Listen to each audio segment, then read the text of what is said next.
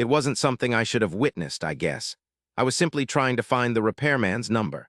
My older brother, Luke, had called him just a few weeks earlier because the oven had stopped working. Luke was taking a shower at the time. His phone sat right there, plugged in, the screen lit up and unlocked as usual. And me, I was ridiculously naive.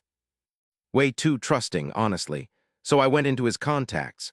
I was halfway through looking at the last names starting with L when a little message appeared at the top of the screen. Family minus Skylar. Mom, just play along. Once she covers the kitchen expenses, we're done. Luke, she's yearning for affection. Let her think we do. Uncle Jeff, she's completely clueless. That fool still believing she's one of us. I instantly went numb. My fingers got ice cold. My heart was practically pounding in my neck. I read the messages over and over again. My name wasn't even included in the group's title. It was called Family Excluding Skylar, in so many words. I wish I could say I dropped the phone right then. Or maybe shouted, or even broken down and cried, but I didn't. Instead, I gave a weak, sarcastic smile. The kind that you show when a part of you crumbles, but you're too exhausted to fully break. I put the phone back in its place exactly as I'd found it. I didn't look for anything else. I didn't dig any deeper. I didn't need to. That short conversation had told me all I needed to know, enough to shatter my world. The rest of that day felt like a blur. I was invisible in my own home, still smiling. Cooking dinner, acting normal, listening to them laughing and talking like they weren't secretly talking about me. They had no clue I'd found out, and that knowledge, it gave me a kind of strength, actual power. Because for once it was them who were caught off guard. I wasn't the one being tricked. I wasn't the easy mark. I was no longer their source of money. I was finished acting the part they had written for me. Let me tell you about the house. It wasn't even my own. It belonged to my mother. It was an aging two-story structure with uneven floors and a roof that leaked. Each pipe in the place creaked like it was in pain. But I was raised there. Every memory from my youth was tied to that house. My father moved out when I was 12, but even after that, that house felt like the last stable part of my family. So when things began to fall apart, I got involved. Of course I did. My mom mentioned she couldn't afford it. Luke was always unemployed. My Uncle Jeff was handling the family's money, which seemed to involve enjoying beer and boasting about his business schemes that never brought in any cash. So I covered the bills. I didn't even pause. When the roof started failing, it cost $7,000. When the bathroom had a flood, it was $4,500. There was mold in the basement, costing $3,200.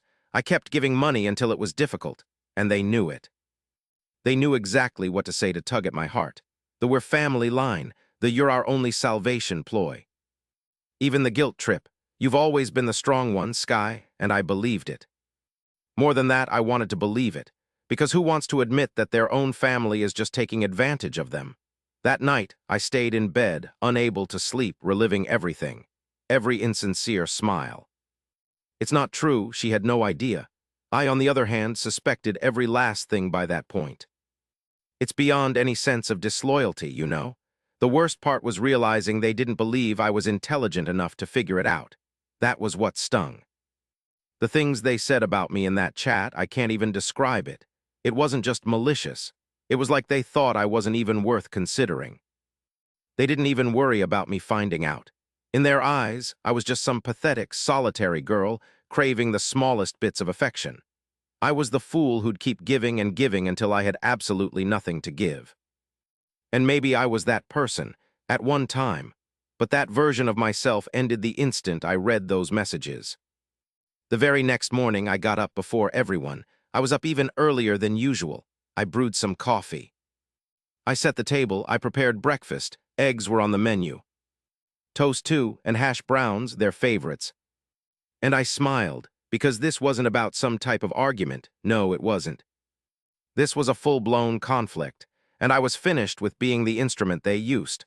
I was going to be the judgment they never anticipated. When breakfast time came, Mom came in, still with her hair in curlers and her robe barely secured. "Oh, honey," she said, yawning, "you didn't need to cook today." I gave her a stare and smiled even bigger. "I wanted to," I said quietly, "just wanted to say thanks." "For everything?" Her eyebrows went up, surprised. Then she immediately moved into that practiced display of warmth. She gave me a kiss and made herself coffee as if she hadn't just told a group chat I was stupid. Then Luke stumbled in, his hair a mess, rubbing sleep from his eyes. "Smells good," he mumbled as he sat down. "Dig in," I told him, setting the eggs down in front of him. He was facing a lengthy day ahead. He mumbled something about doing some chores.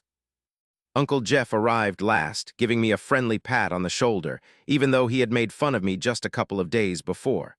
For them, it was just another typical morning. For me, it was the start of their downfall. Because starting then, I allowed them to believe they were still coming out on top. I continued to pay. I kept wearing a smile. I remained a constant presence, but with every action I was meticulously compiling evidence, every falsehood, every financial exchange, every spoken word, every instance of being played. And they had no clue they were unknowingly providing me with the weapon I would eventually use. But even as my anger grew, so did something else, something kinder.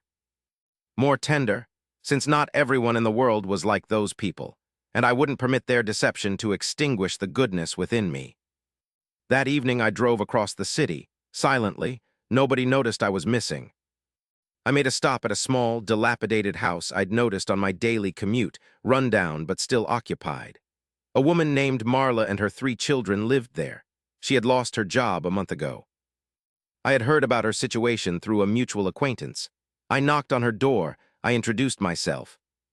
I told her I had some items I didn't require: bags of groceries, diapers, a gift card for necessary supplies.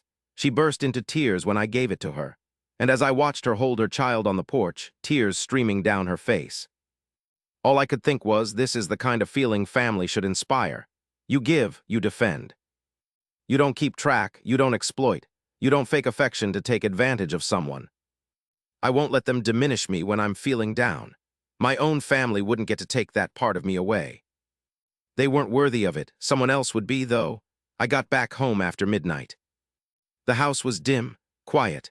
As I quietly walked through the hallway and got into bed, 2 things were clear in my mind. I'd demolish their deceitful lives completely. Then, I'd construct something superior with individuals who genuinely cared for me instead of just faking it. And I wouldn't need a group text to prove that. I kept up a smile for 3 days. I pretended to be oblivious and kept up the act that I was naive and silly enough to fall for their sudden display of love. Each phony smile from Luke, each overly sweet endearment from Mom, every condescending gesture from Uncle Jeff. I committed it all to memory, as if it was a well-rehearsed play. They didn't know that I was already gathering the proof of their deception, every payment I made. Every insincere message from the group chat, I'd screen-recorded it the second Luke left his phone unguarded. Also, they didn't realize I'd started moving my funds to a secure location.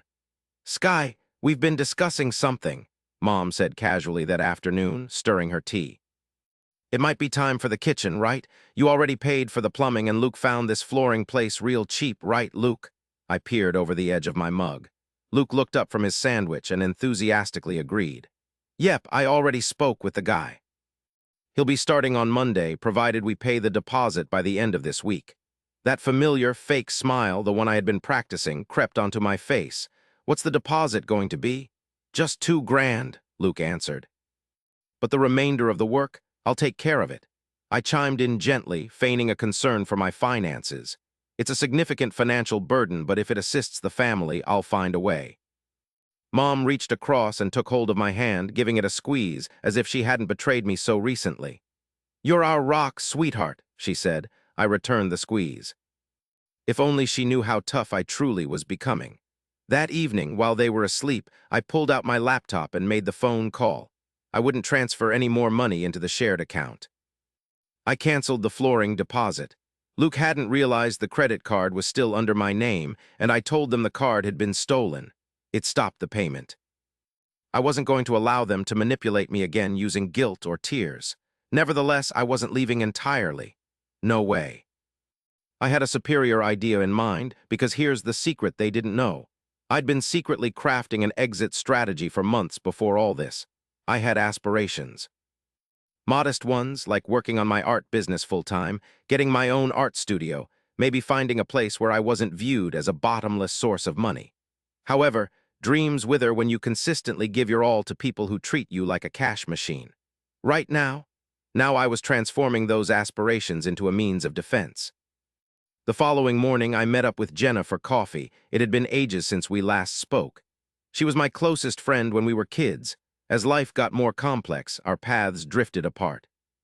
My family disapproved of her free-flowing nature. They considered her careless. But when she embraced me that day and asked how I was feeling, I almost lost it. I confessed everything to her. Although I wasn't ready to discuss it in the group chat, I explained the stresses, the money worries, and how I kept giving to others until I was drained.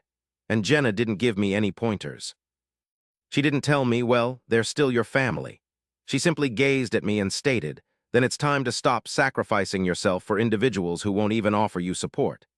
That's when I described my artwork to her, my secret prints, my Etsy shop, and the incomplete business plan for a digital studio I was too scared to start. Without hesitation, Jenna replied, let's make it happen. Over the subsequent 14 days, we got together every other evening. While my family thought I was toiling away at work to pay for the kitchen tiles, I was putting all my energy into my escape plan. Jenna assisted me in creating a simple website.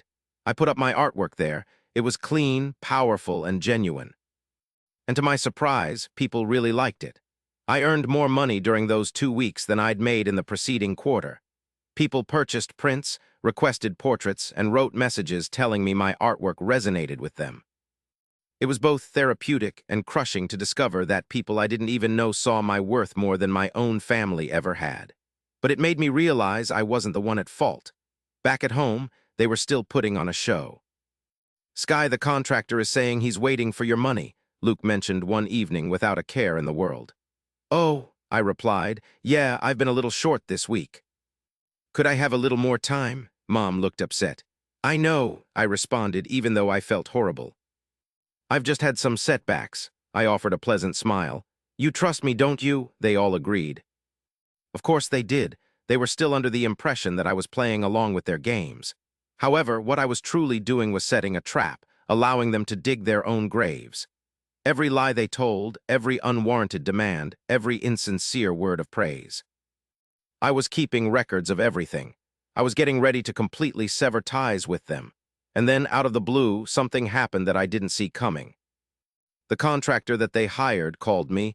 I didn't give him my phone number, so I asked him how he got it. Your brother gave it to me, he told me. Said you'd transfer the complete payment this week. My heart sank. He said I'd what? Yeah, you're the one handling the bill, right? I usually don't begin a project without a down payment. But he said you'd pay for the entire job in advance. The old family thing. The family thing. Oh my God, I said thanks, hung up the phone and gazed up at the ceiling, utterly stunned. They weren't merely pretending anymore. They were making choices for me, acting like I was nothing more than a walking, talking bank account. And then something within me broke. I didn't yell, I didn't explode. I went right into Luke's bedroom that evening, met his gaze, and demanded that he call off the contractor. Right away. He gave me a blank stare. What, you already told him I'd cover everything, without consulting me? Well, yeah. You said you would. No, I said I might. But now I'm refusing. Cancel it. Luke's face contorted with his displeasure. You're really doing this now? You've already paid for everything. Why are you stopping now? Because this time I saw the invoice, and this time I saw the reality. He squinted at me. What are you talking about? But I didn't respond. I just turned and left the room. And the look on his face, he understood that something had fundamentally changed. I had acted naive for long enough. The next time they pressured me, I was going to fight back. Forcefully, and soon, they'd understand how much more powerful I was without their constraints. The next morning, I could sense the change in the atmosphere. Luke didn't really acknowledge me at breakfast. Mom wouldn't meet my eyes. Uncle Jeff turned up the volume on the television like he was trying to drown out the stifling silence. They could feel it, the strain, the control they had beginning to falter. But they didn't know how much I had already reclaimed. Because while they were trying to manipulate me into another payment, I had just put up a new line of prints on my website. Every single one of them sold by the end of the day. The money they thought I was still throwing at their kitchen, that was actually bankrolling my independence. Later that day, I got a call from Jenna. I know a realtor, she told me. A really sweet little studio apartment became available near the park. It has huge windows. The rent is affordable. The neighbors are known to be peaceful. I jumped at the chance. Get the information over to me. I'm going to be moving out. I chose to wait until we were all gathered for dinner. I wanted everyone present at the same time. I made pasta. It's always Luke's go-to meal. I set the table just like I always do. I poured the wine. Hardly anyone said anything. About halfway through the meal, I set my fork down on the plate and clasped my hands together. I'm moving out this coming weekend. I stated in a relaxed tone. Everyone looked at me. What? Mom blinked, surprised. What do you mean? I've already found a place. I'm signing the lease today. You'll be gone by Sunday? Luke scoffed, incredulous. Seriously, what about the kitchen? I chuckled quietly. What about it? You said you were going to be helping pay. I changed my mind. Mom's voice was sharper now. Skylar, don't be silly. You can't just leave this family hanging midway through all of this. I'm not deserting anyone or anything. I'm just finished being your personal funding source. Uncle Jeff leaned back, considering. That's not right. No, I said as I stood up. What's not right is all of you scheming behind my back like I'm too clueless to understand. And then there's the group chat. Family, not Skylar. They fell silent as if frozen, utter silence. And then Mom tried, she truly did. Sky, honey. I saw the messages. I interrupted her. My voice was soft. Every single one? Just pretend we love her until she pays, is what you typed. That's who you are, Luke stood then. You had no business snooping in my phone. I faced him calm, and you had no right treating me like a smiling ATM. They started to shout. They fought back, putting the blame on me. They accused me of prying, of overreacting, of taking things the wrong way. You know, we care about you, my mother said. Eventually, tears welled up in her eyes. No, I countered, you cared about what I could do for you. That's a world of difference. And that weekend, I left. I gathered up everything, not just my belongings, but also the guilt, the embarrassment, the years of emotional work I'd kept hidden. My friend Jenna showed up with her pickup truck. We managed to pack everything in 2 trips. She got us some food to go and cranked up the music while we were driving. For the first time in years, I felt completely free. The apartment was small, but it was entirely mine. A few weeks went by. Then one afternoon, someone knocked at my door. I opened it and there stood my mother. Her hair was styled. Her makeup was flawless. That same gentle smile she put on when she needed something. Hi, sweetie, I didn't budge. What do you want? She replied. I just want to talk. Can I come in? I hesitated, then I moved out of the way. We sat down. She surveyed the apartment. It's nice, she said. You always were artistic. I remained silent. She cleared her throat. Listen, I'm not going to pretend I didn't mess up. We all said some terrible things in that conversation. It was wrong. We thought we were being smart. We thought you'd never know. That much was clear, I said. I miss you. Or do you miss my money? Her lips started to tremble. I miss you. And for the first time, I noticed something in her eyes that I hadn't seen for ages. Fear, the fear of being abandoned, not just economically. Emotionally, because she saw that I was finally living my life without them, and succeeding. She departed that evening without anything. There were no assurances, no money changed hands. Just stillness, and I felt good, more than just good actually. Because I finally understood that I didn't require their affection, not the kind that had strings attached. Then there was Luke. A week later, he didn't even bother to knock. He was just standing there when I pulled up to the house. Sky, I apologize, he said before I could utter a word. I just looked at him. He seemed exhausted. Depleted, I was an idiot, he confessed. We all were. I figured we'd keep you close by being friendly. I didn't think we were really causing you any pain. You weren't thinking at all, I thought. He agreed, and for once he didn't debate. I'm not requesting anything. I simply wanted to acknowledge I was mistaken, and that I believed, because it wasn't polished. It wasn't planned, it was genuine. I let go of my resentment toward him. Not so that he could feel better, but because I needed to release those emotions. Months went by. My art business expanded. I organized my inaugural exhibition. Folks wept in front of my creations.